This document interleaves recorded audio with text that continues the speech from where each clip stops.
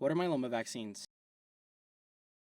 There are many different types of myeloma vaccines currently being developed. There are peptides. Peptides are the small parts, the fragments of proteins that are being manufactured and injected under the skin.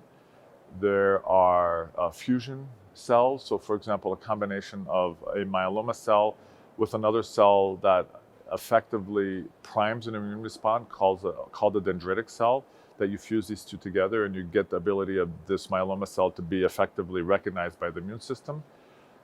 We have been using an approach where we take myeloma cell lines and combine it with another cell that makes a protein that calls the immune system in. That protein is called GM-CSF, and that's called an allogeneic cell vaccine. So this is a off-the-shelf cell product that we can give to everybody, because then our immune system will personally show the proteins that need to be recognized for each individual.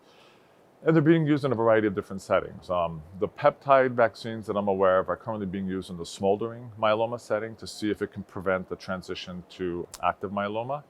There is the fusion vaccine that is currently being used following an autologous transplant to see if transplant plus vaccination can improve the overall benefits of the transplant itself.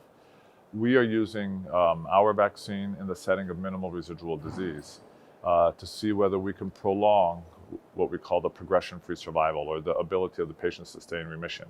I think each one of these settings are important to look at, and clearly there's a role for this kind of therapy in each one of these settings.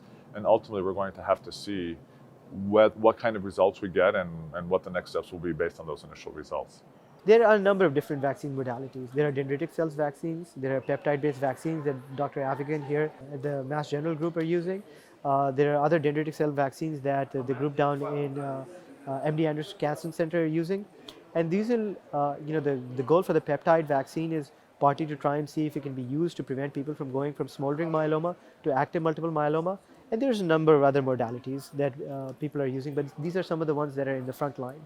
The crucial thing here to understand is that this is not the kind of therapy that you've been reading about, such as CAR T cell therapy. This is a much more subtle method of trying to keep things in check and under control. It may not necessarily eliminate the cancer entirely, but it will certainly, we think, help keep it under control for longer periods of time.